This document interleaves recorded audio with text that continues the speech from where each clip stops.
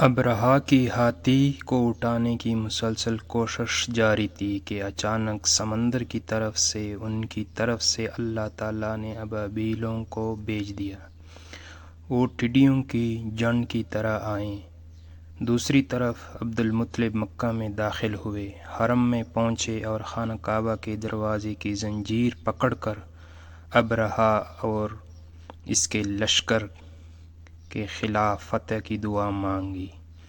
ان کی دعا کے الفاظ یہ تھے: اے اللہ، یہ بندے اپنے قافلے اور اپنی جماعت کی حفاظت کر رہا ہے، تو اپنے گھر یعنی بیت اللہ کی حفاظت فرما۔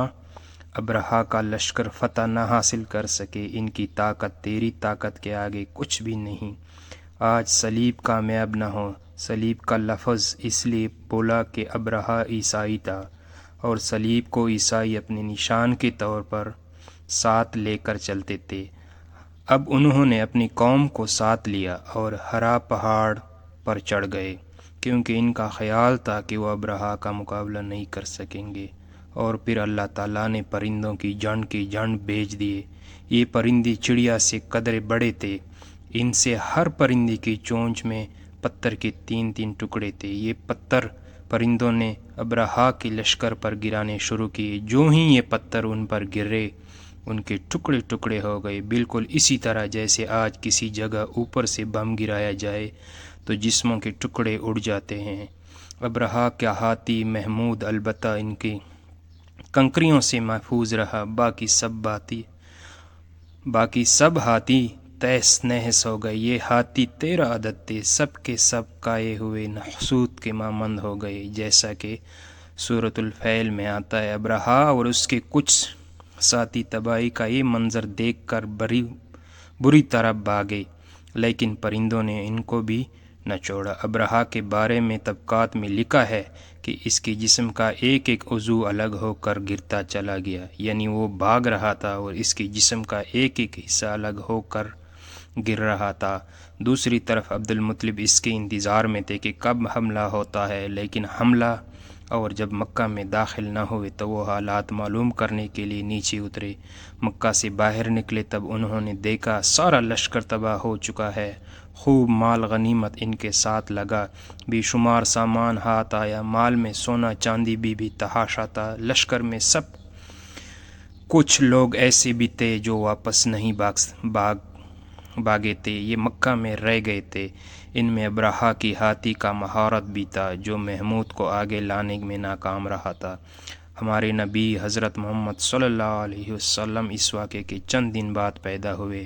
آپ جس مقام پر پیدا ہوئے وہ صفا پہاڑی کے قریب تھا۔ حضرت کعب احبار رضی اللہ عنہ روایت کرتے ہیں کہ میں نے تورات میں پڑھا تھا کہ رسول اللہ صلی اللہ علیہ وسلم کی پیدائش مکہ میں ہو گئی۔ یہ کعب پہلے یہود تھے، اس لیے تورات پڑھا کرتے تھے۔ دنیا میں آتے ہی حضور اکرم صلی اللہ علیہ وسلم روئے۔ حضرت عبد الرحمن بن عوف کا والدہ کہتی ہے کہ جب حضرت آمنہ کے ہاں ولادت ہوئی تو میں وہاں موجود تھی۔ آپ صلی اللہ علیہ وسلم میرے ہاتھوں میں آئے۔ یہ غالباً دایا تھی، ان کا نام شفا تھا۔ فرماتی ہیں جب آپ میرے ہاتھوں میں آئے تو روئے۔ آپ کے دادا عبد المطلب کو آپ کی ولادت کی اطلاع دی گئی۔ وہ اس وقت خانہ کعبہ کے طواف کر رہے تھے۔ اطلاع ملنے پر گھر آئے، بچے کو گود میں لیا۔ اس وقت آپ کی والدہ نے ان سے کہا، یہ بچہ عجیب ہے، سجدے کی حالت میں پیدا ہوا ہے، یعنی پیدا ہوتے ہی اس نے پہلے سجدہ کیا، پھر سجدے سے سر اٹھا کر انگلی آسمان کی طرف اٹھائی۔ عبد المطلب نے آپ کو دیکھا، اس کے بعد آپ کو کعبہ میں لے آئے، آپ کو گود میں لے رہے اور طواف کرتے رہے، پھر واپس لا کر اب حضرت آمنہ کو دیا۔ آپ کو عرب کے دستور کے مطابق ایک برتن سے ڈھانپا گیا، لیکن وہ برتن ٹوٹ کر آپ کے اوپر سے ہٹ گیا۔ اس وقت آپ اپنا انگوٹھا چوستے نظر آئے۔ اس موقع پر شیطان بری طرح چیخا۔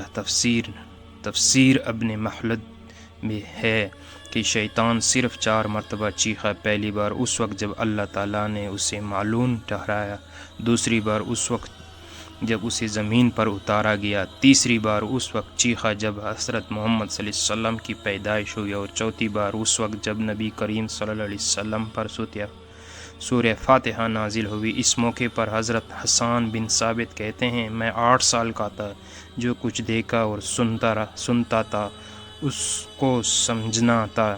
ایک صبح میں نے یثرب یعنی مدینہ منورہ میں ایک یہودی کو دیکھا۔ وہ ایک اونچے نیلے پر چڑھ کر چلا جا رہا تھا۔ لوگ اس یہودی کے گرد جمع ہو گئے اور بولے، کیا بات ہے، کیوں چیخ رہے ہو؟ یہودی نے جواب دیا، احمد کا ستارہ طلوع ہو گیا، وہ آج رات پیدا ہو گئے ہیں۔